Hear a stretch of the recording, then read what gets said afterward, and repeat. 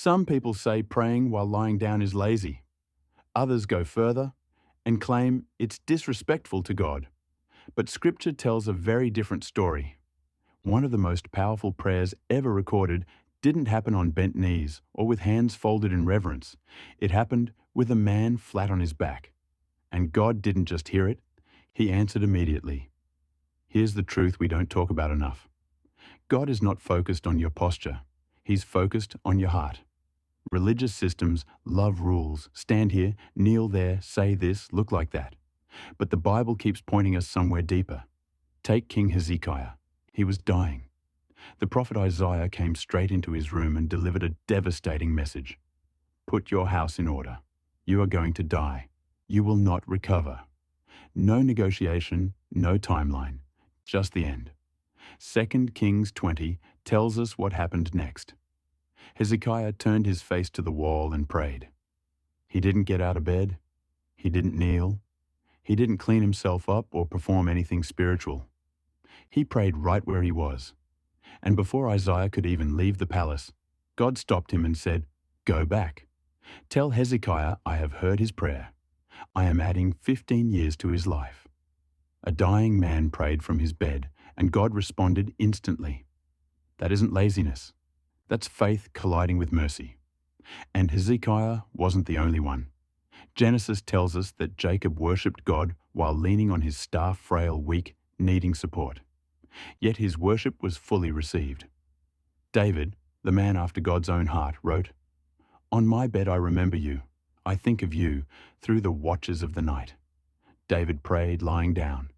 If anyone understood prayer, it was him. Even Jesus addressed this issue when he confronted the Pharisees. In Matthew 6, he warned against prayer that turns into a performance, people standing in public, praying loudly just to be seen. Jesus wasn't condemning standing. He was condemning pretending. God values authenticity over appearance. Psalm 4 even says, "When you are on your beds, search your hearts and be silent." Prayer has never been about choreography. It's about connection. Hannah understood this. In 1 Samuel, she was so broken she could barely speak. Her lips moved, but no sound came out, and the priest thought she was drunk. She wasn't composed. She wasn't polished. She was wrecked and real. And God gave her Samuel. Paul later summed it up simply, pray without ceasing. You can't kneel non-stop. You can't stand all day. But you can pray while cooking, driving, working, and yes, lying down.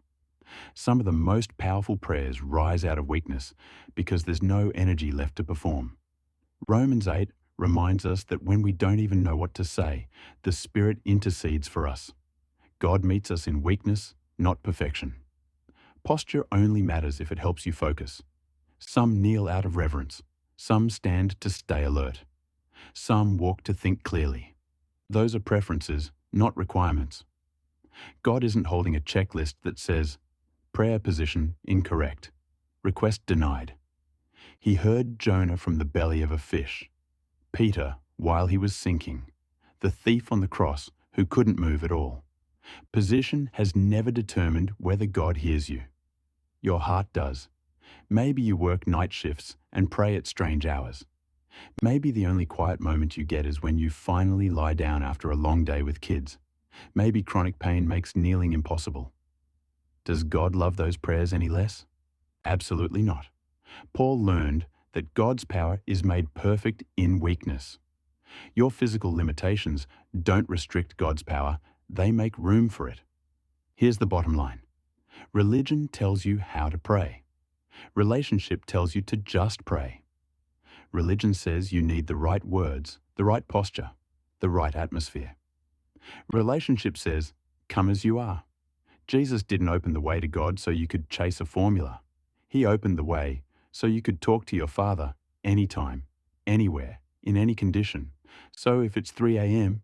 and you're staring at the ceiling, pray right there. If you're sick and can't sit up, talk to God from the bed. If you're exhausted and about to fall asleep, pour your heart out anyway.